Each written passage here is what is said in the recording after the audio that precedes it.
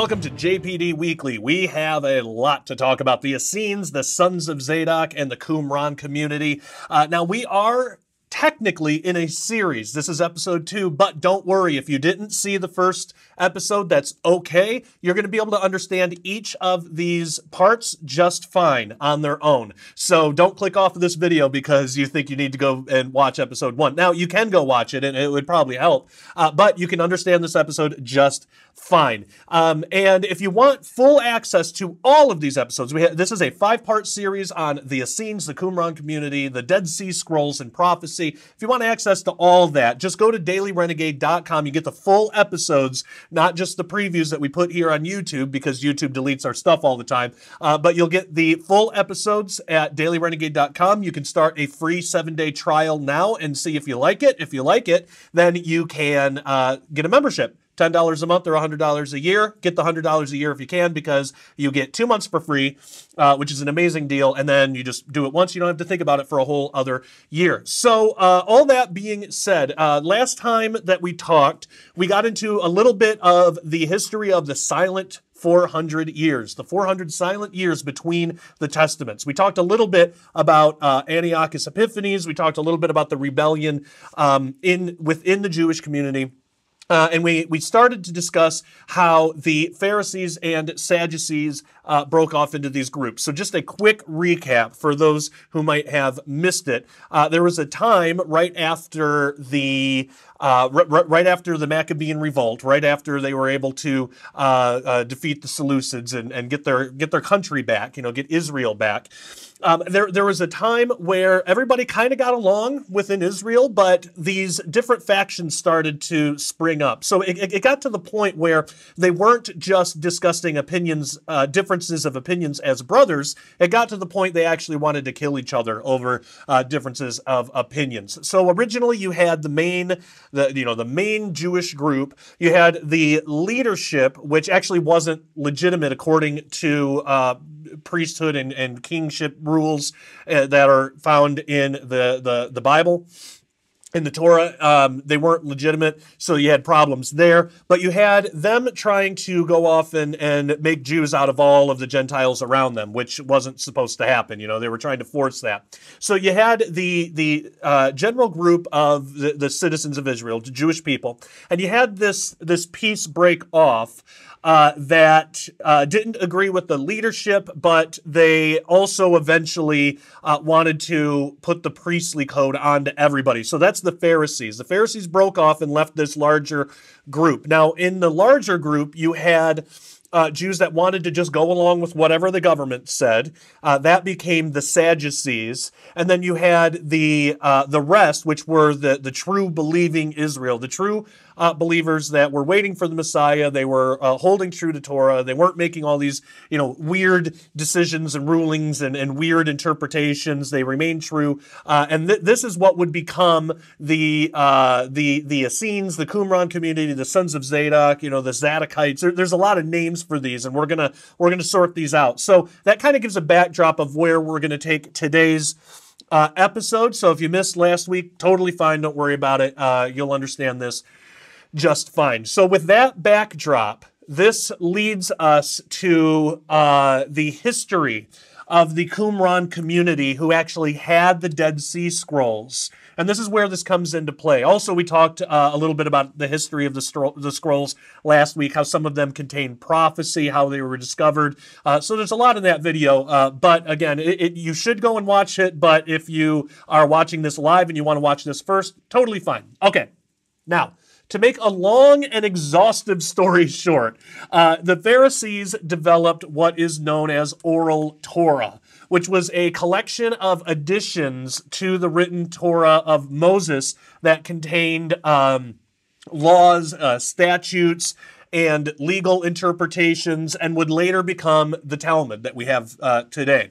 So the Sadducees outright rejected this whole idea of oral Torah.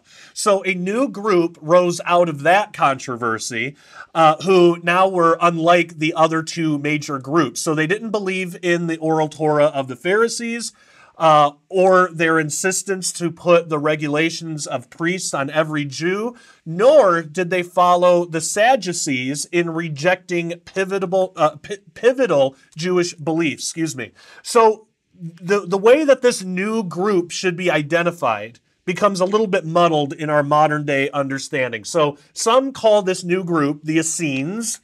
Some use that general term, the Essenes, and which you very well could. Lots of people do. That's sort of like the general consensus among scholarship today, is that this new group, that this is the beginning of this Essenes. So you have Essenes, Pharisees, Sadducees. That's how all three of these groups came to be by the time that you get to the New Testament. Well, of course, you don't hear about Essenes in the New Testament, but that group did exist during that time.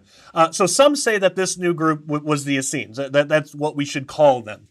Others believe that we should call them the priestly sons of Zadok that eventually migrated to Qumran with the Dead Sea Scrolls and began the Qumran community. So others will say that the Essenes and the sons of Zadok are just two terms for the same community in Qumran. And then others will say that this group became the sons of Zadok, the sons of Zadok community in Qumran, and that the Essenes were just the Jewish believers spread throughout Israel who followed the ways of the Dead Sea Scroll and the Qumran community. Sort of like how Catholic religious authority today is located at the Vatican, but there are Catholic believers spread all over the world. So in that way, you have people who will say that the Qumran community was like the spiritual leadership, sort of, and then the Essenes throughout Israel were the believers in that way of interpretation. Now, in looking at all of the historical records and attempting to piece together some of the differing descriptions, it's my opinion currently that the best explanation is that the Qumran community was made up of the priestly sons of Zadok and a few converts who wished to have more of a leadership role involving a stricter form of ritualistic dedication, and that the Essenes were those Jews throughout Israel who were regular people, not priests, but who followed the theology of the Qumran community. They rejected the Pharisee theology, they rejected the Sadducees theology, and they accepted the Zadokite, or the sons of Zadok, or the Qumran community's teaching of theology. Now, again, this would be comparable to Christian denominations today. Now, though we have many more than just three available to us today, but let's say that an individual might want to make a choice between converting and becoming a Catholic, a charismatic, or an evangelical Baptist. Now, if he decides to become a Catholic, he would follow the theology proposed by the Vatican leadership, but he himself would not necessarily have to become a Catholic priest. But in making that decision, he could look at the leadership of each denomination, find out what they believe, and decide who he wants to follow. Now, in that same way, it seems that a similar choice was available to the Jewish people between the Pharisees, Sadducees, and Essenes, or the Qumran community, if you're talking about the leadership. But you have Pharisees, Sadducees, and Essenes. Now, because of this, throughout the rest of this series, when I want to just generally refer to the followers of the doctrines proposed by the Dead Sea Scrolls, those doctrines in the Dead Sea Scrolls, I'll just use the word Essenes. But if I want to specifically refer to the leadership or the community that's found in Qumran that followed and taught the Dead Sea Scrolls, I'll say sons of Zadok or Qumran community. So that's the distinction. That's the difference. It seems like Essenes were all over Israel, but the Qumran community were like the priests or the leadership of that doctrine. Now, my hope is that will help minimize confusion, because it is kind of a confusing topic, and opinions are currently split. So while I'm trying to minimize confusion, just keep that in mind, that today opinions are currently split on this issue in modern academia and scholarship. So the confusion in knowing how exactly to define the Essenes and if they had anything to do with the Qumran community, that comes in because there's actually not much in the historical record about the actual origin of the group known as the Essenes. We get a little bit in the Dead Sea Scrolls. We have some writings of Josephus, Pliny the Elder, Philo, Hippolytus of Rome, and a few other sources that describe the group as it existed during the time the source was being written. But that doesn't necessarily contain anything about the origin of the group. Some of the Dead Sea Scrolls do, but it's difficult to know how to interpret everything that the Dead Sea Scrolls talks about, because they sort of use code words.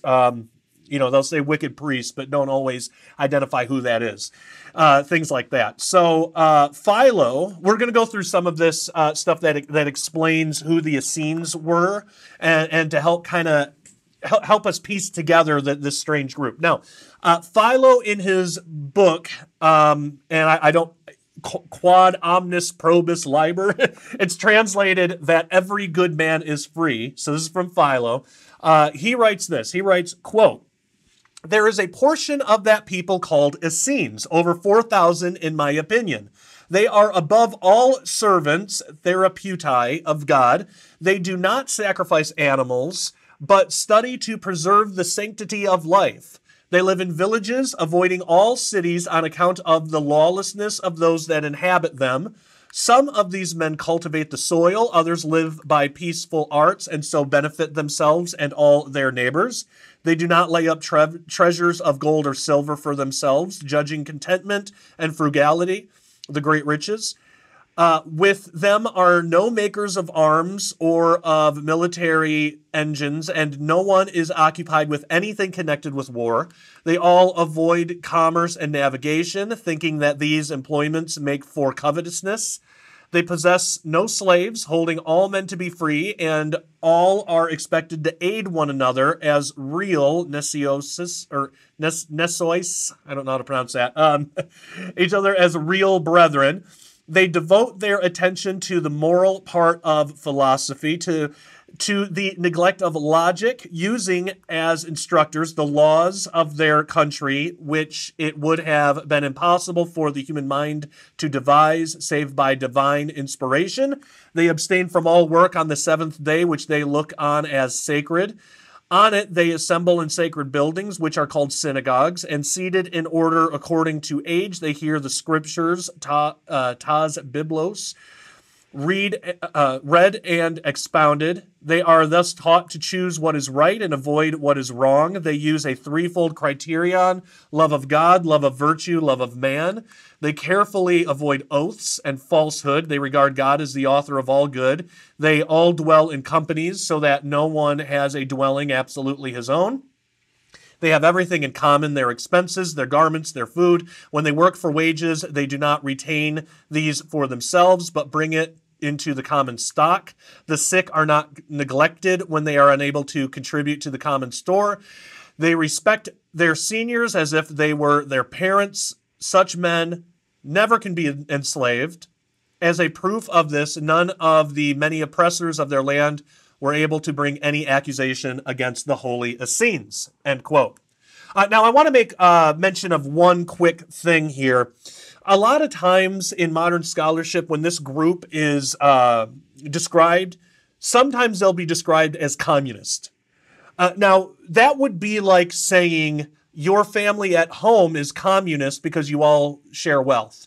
That's not, they weren't doing this as a political movement. And when you really look at the tenets of communism, it has nothing to do with what the Qumran community or the Essenes were doing. They were more like a family unit. Just how, like in my family, if I'm making all of the money and I distribute that throughout the members of my family, or everybody in my family has access to that money, to those goods, again, it would be like saying the family unit is communist. While you technically might be able to say there's some commonality there, it's not set up in the family as a form of government. And it was the same as the Qumran community or the Essenes. They would have had no understanding of communism as was proposed in the 20th century.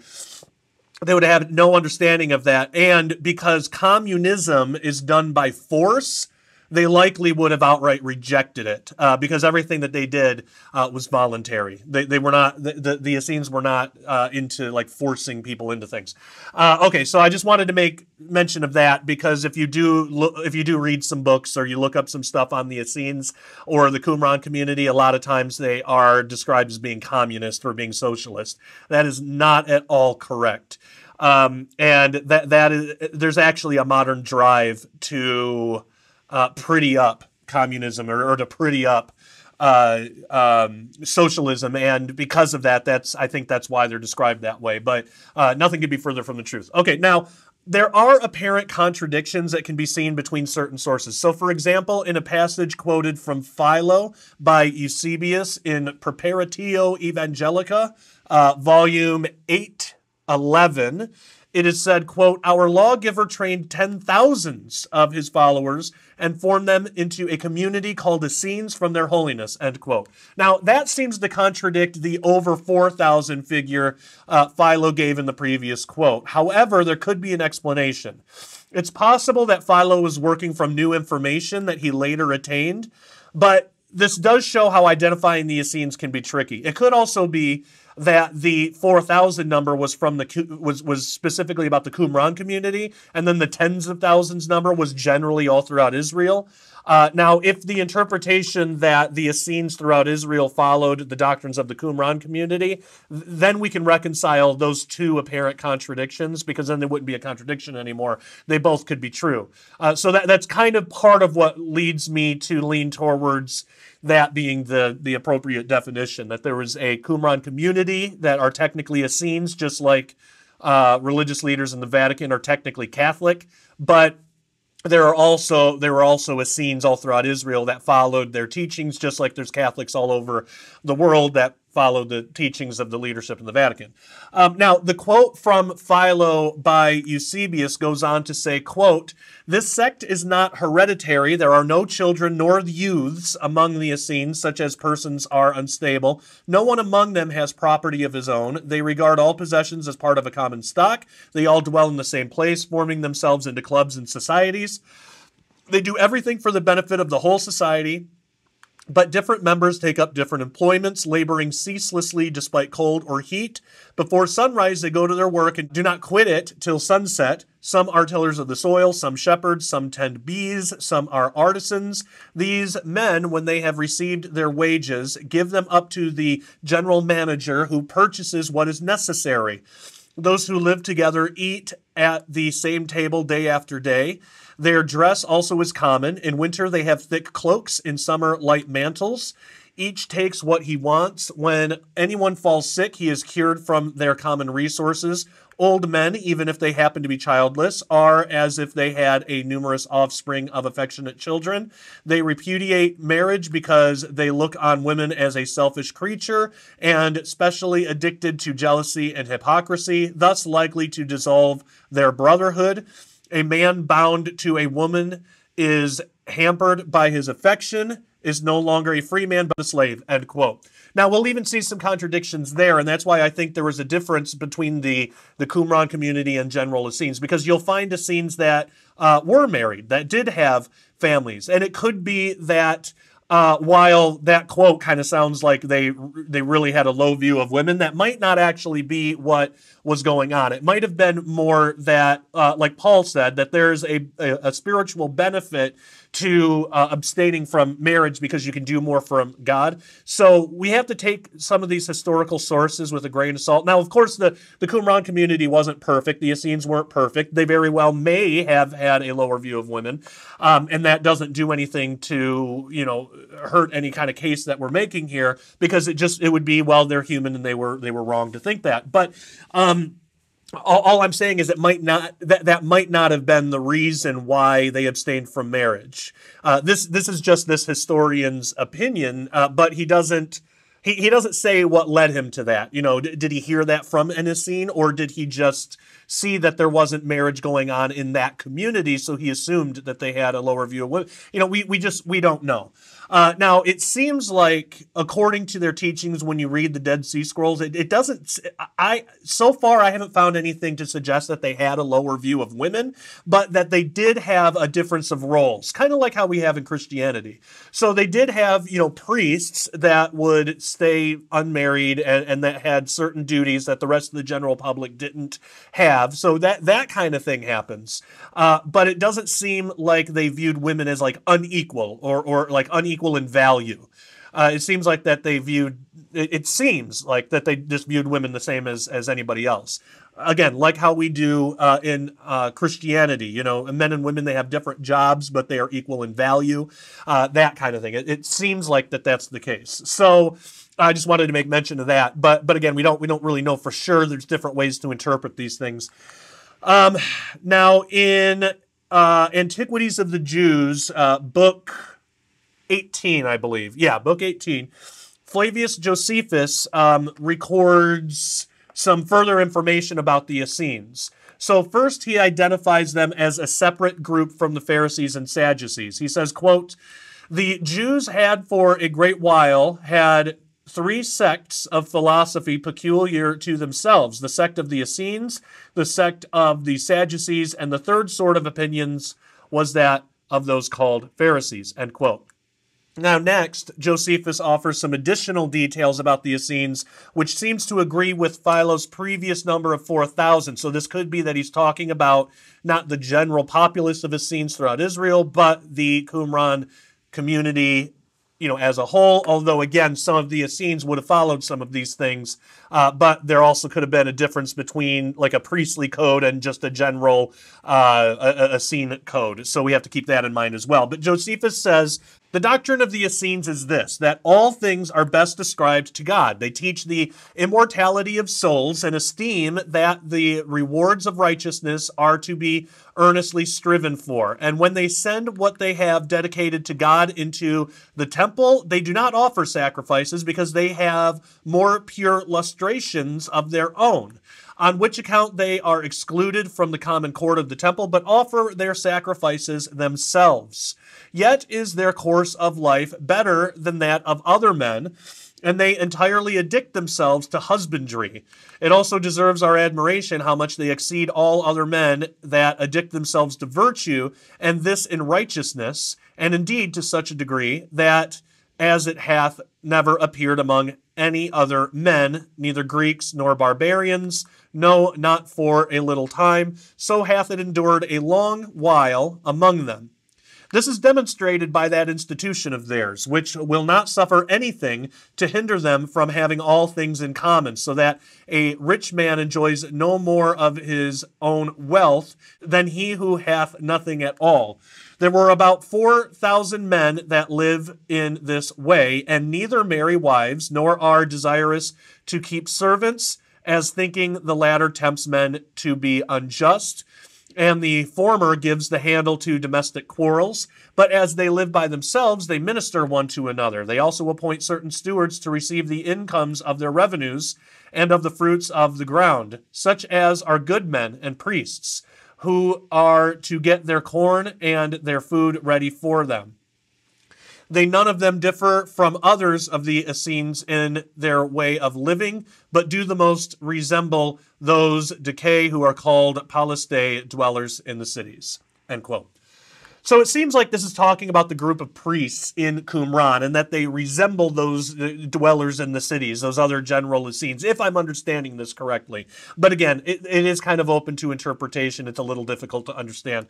Now, one of the largest sections that we have about the Essenes comes from chapter 8 of book 2 of the Wars of the Jews by Josephus. You can find that for free online, and that entire section would be too long to quote in its entirety here, but we can look at it like a brief review of the contents, and that can suffice for our purposes. So among other details, we learn we learn 20 things from this section about the Essenes. So we can look at this list. They reject pleasures as evil, but regard conquests over passions as a virtue. Some of the men reject marriage, while others embrace it. They despise riches. The entire community share ownership of all goods and possessions. They have no city to themselves, but they dwell in every city. They wear white garments. They carry no possessions with them when they travel except for weapons for fear of thieves. When they travel and enter a city, there is an appointed Essene within that city that is to provide for their needs. They pray before the sun rises and work until the 5th hour, which is likely 11 a.m. It's the 5th hour after 6 a.m. That's likely when the day started for them, after which they bathe their bodies as a purification ritual and gather to eat. They avoid swearing oaths unless a new initiate is joining the community. They take great pains to study the writings of the ancients. They use roots and medicinal stones to cure their distempers. I found that to be really interesting, and so far haven't been able to find more information on that. Now, I don't believe that this would be like healing crystals like the New Age uses, but I don't know what constitutes a stone. You know, could salt be considered a medicinal stone and be used for certain things? You know, we don't know. But again, if you look at their theology, I don't think this has anything to do with like the healing crystal kind of garbage that you get from New Age today. If a person wants to join the community, they must spend 3 years proving himself worthy, after which they must swear tremendous oaths, including observing justice towards men, hating the wicked, and preserving the books belonging to their sect. Their judgments are accurate and just. They do not pass sentences by the votes of a court that is fewer than 100. They honor God most of all, but also have great reverence for Moses, so much so that anyone blaspheming against him, against Moses, would be put to death. Many of them lived over the age of 100.